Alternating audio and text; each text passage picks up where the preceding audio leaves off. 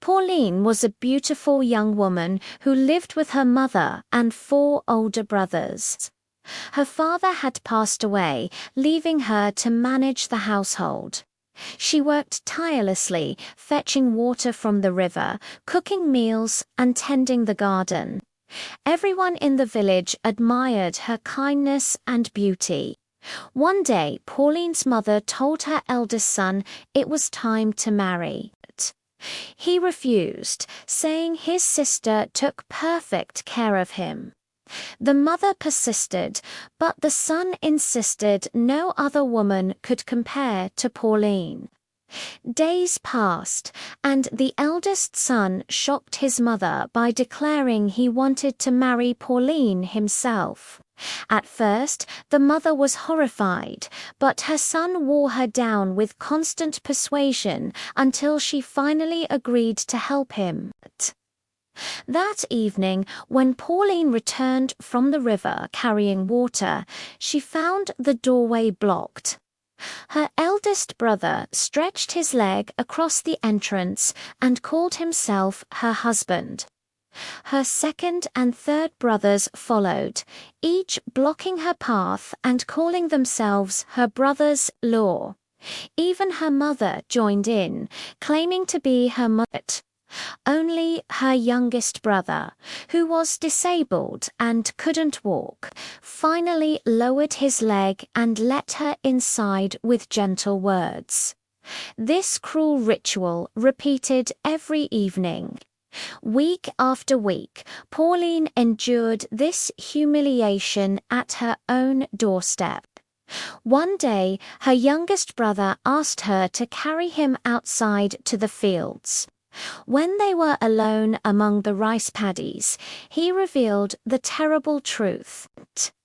The family planned to force her to marry her eldest brother the next day.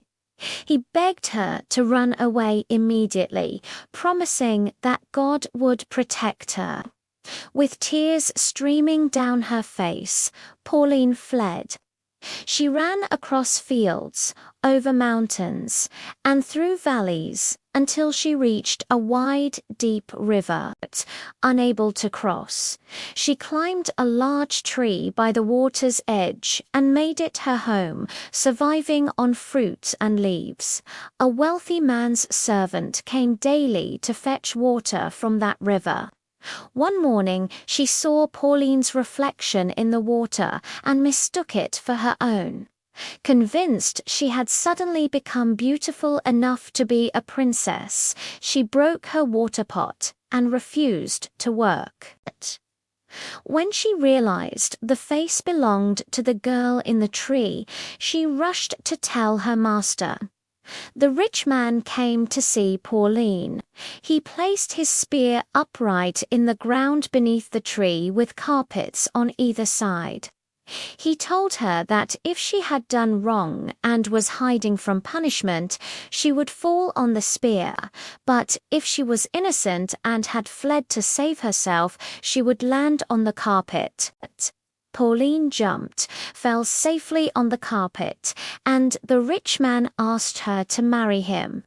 Pauline's new life brought comfort and happiness. She lived in a grand house with many servants and gradually forgot her painful past. But her youngest brother never forgot her. Despite his disability, he traveled from place to place searching for his beloved sister. Eventually, he arrived at Pauline's house. The servants noticed his remarkable resemblance to their mistress and told her about him.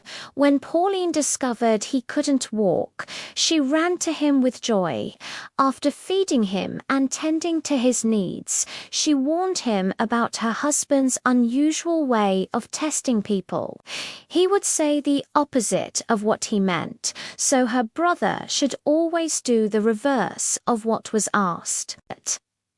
The next day, when the rich man told the brother to drive the cattle up the mountain and push them off a cliff, the brother instead took them to the valley, where they grazed on lush grass. Pleased with this wisdom, the rich man gave him a magical sack containing animal hairs and a stick. When the brother reached home and struck the sack, hundreds of sheep, goats, cows, chickens, and horses poured out. He became wealthy overnight. The eldest brother heard about this fortune and traveled to Pauline's house, expecting the same reward. But Pauline refused to speak to him or offer guidance. When he asked to help with the cattle, the rich man told him to take them to the desert and kill them all. Without Pauline's advice, he obeyed exactly as instructed. That evening, the rich man gave him a different sack containing hairs from lions, leopards, elephants, and buffaloes. Eager for riches, the eldest brother hurried home and struck the sack with the stick. Ferocious wild animals burst forth and immediately turned on him, ending his wicked life as they devoured him before running into the wilderness. Pauline and her husband lived peacefully for many years, raising fine children together. Her youngest brother enjoyed a long, prosperous life, blessed with the wealth and happiness he truly deserved.